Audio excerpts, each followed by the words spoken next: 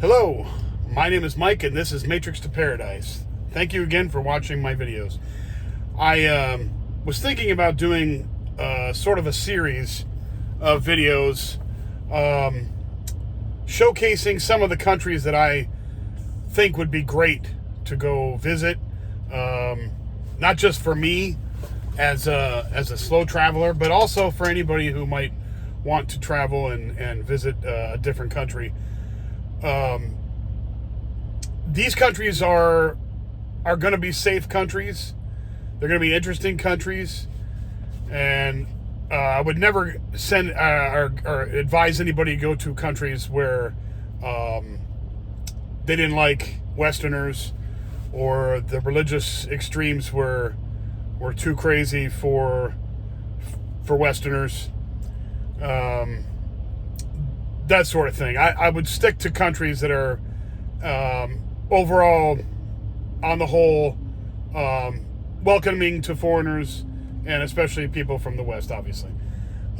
So the first one I was going to do was Cambodia. Now, I know we've all talked about, I've talked about Cambodia a lot on this channel, and the reason why is because I've been there, and Cambodia is one of those places that nobody thinks about, except for travelers like me.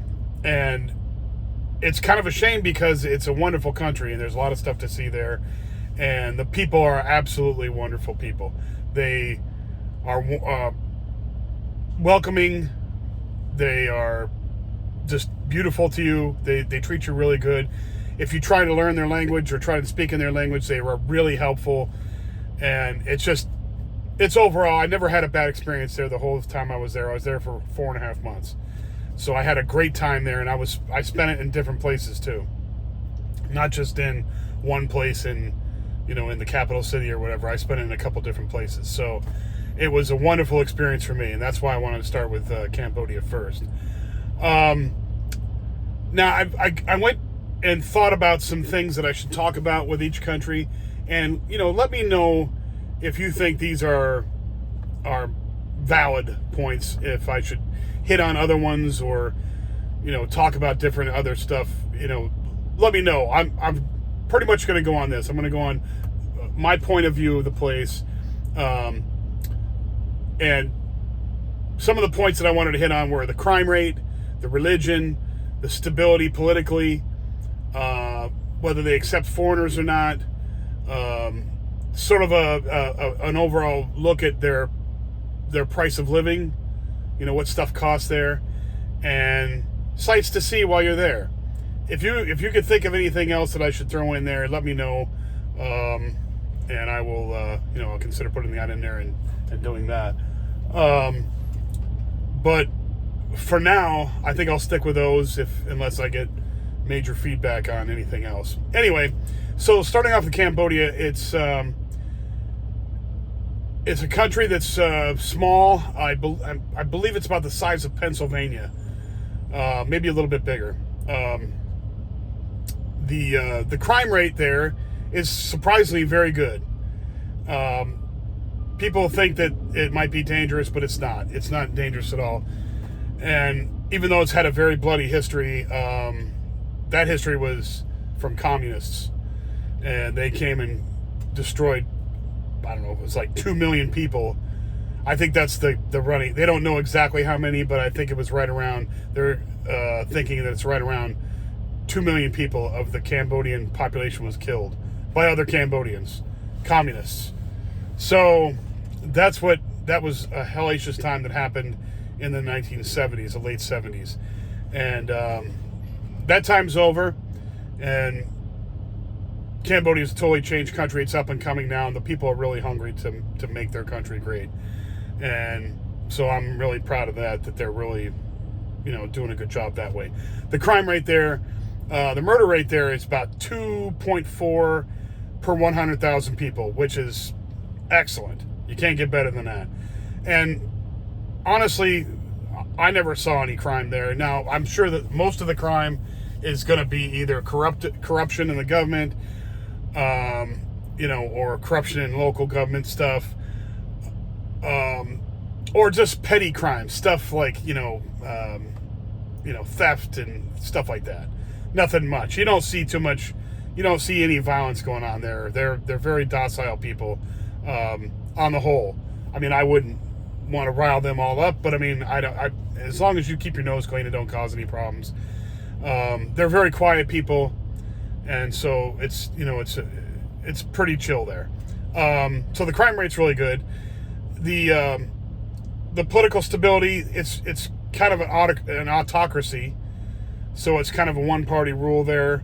But honestly, I never saw any political discourse there. I never saw any. Obviously, there's not going to be if there's an autocracy, but I didn't see henchmen running around beating people up either. So, so with that kind of people, that kind of attitude, I think that they are pretty much going to be just normal, normal docile people. They're just living their lives. So I don't see a whole lot of crime. Like I said, that it's politically stable there, and they let foreigners come in there. Acceptance of foreigners. Now, they do let foreigners come in there. They're happy to bring foreigners in there. They've made visas that allow you to retire there and extend your stay there. So they're definitely, and there's ways to start businesses there and all that kind of thing. It's really open for foreigners to start businesses and all that. And I've never started a business there, so I can't really comment on that. But I've heard it's an up and coming place to do business, and they're business friendly for foreigners. So that's a wonderful thing. So now we'll get into the prices of things over there. This is what really intrigues me, is the pricing over there is so much better than the United States. So I'm from Phoenix, Arizona. If I wanted to get a one-bedroom apartment outside of the city center, not downtown Phoenix, but outside of the city center, it would cost me $1,400 at least. $1,400. Now, if I go live in the ghetto somewhere, I could probably get something a little bit cheaper, but not much cheaper. It's going to be over $1,000 no matter what. If you want to live downtown Phoenix, you're talking $1,600 to $1,800. I'm sorry, $1,600 to $1,800 for a one-bedroom apartment. Okay. Cambodia, if you want to live outside the city center. So I'm going to go to Siem Reap. Outside of Siem Reap, about $150 outside city center. If I want to live right downtown city center, $265 for right downtown. That's an incredible price. It's beautiful there. If I want to get a meal at an inexpensive restaurant, just a regular old Khmer restaurant,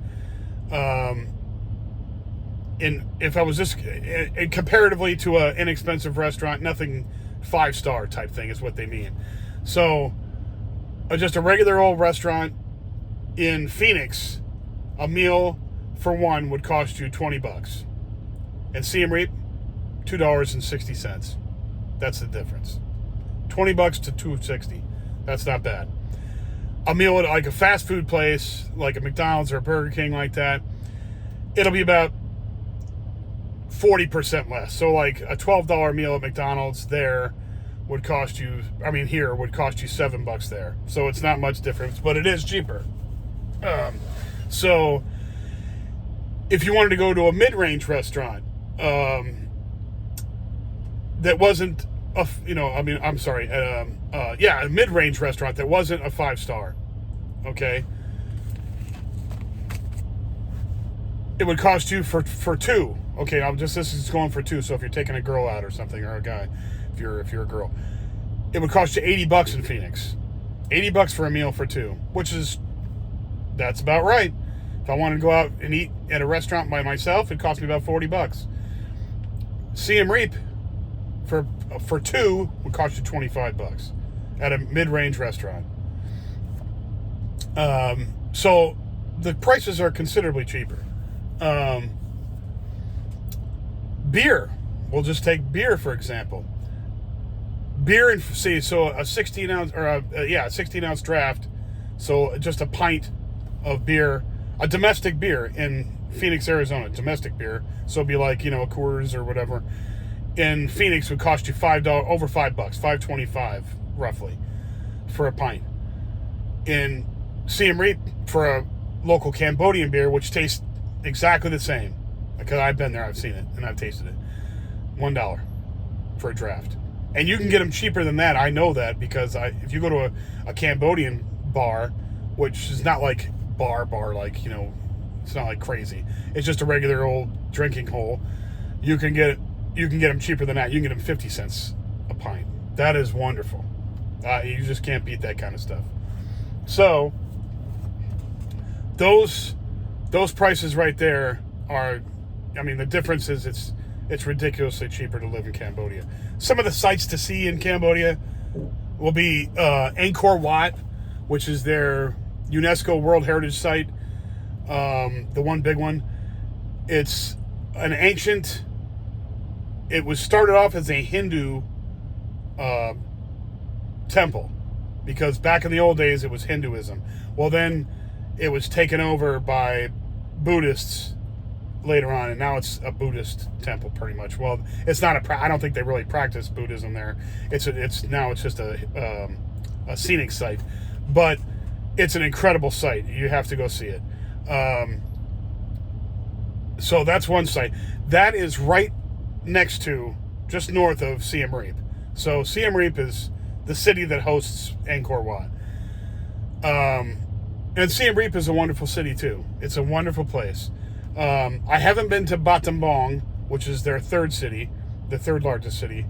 I've driven through there on a bus when I was going north, but I didn't get to stop and check it out and see it. But I know that it's a decent little city, and it has the least amount of expats there, I think, from the big three cities. So there's not that many expats living there. So if you want the authentic experience, that's a good place to go, is Battambang. Then there's Phnom Penh, of course, the capital city, largest city in Cambodia. Very vibrant. You can get anything you want there. Any kind of food you want there, you can get, you can get Italian food, you can get Mexican food. You can get any material product you want there, too, if you want. You can find it anywhere. Anything can get done in Phnom Penh, trust me. So that you got that. Then there's a couple little towns on the coast that are really cool. You got Sihanoukville, which has been taken over by the Chinese pretty much, but lately I don't think the Chinese have been spending a whole lot of money there because of they're having a financial crisis in their country. So Sihanoukville is right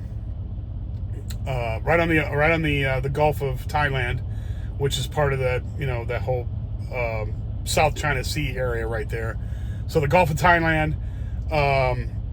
So you got nice beaches there. You got a city that was set up pretty much for Chinese tourists, but anybody can go there. So I it's not that big, but it's an interesting place to go. Kampot, which is the next city down there, is not right on the water, but it's really close to the beach and all that stuff. And it's a kind of a cool little town that's been there for a long time, and there's a lot of things to see there.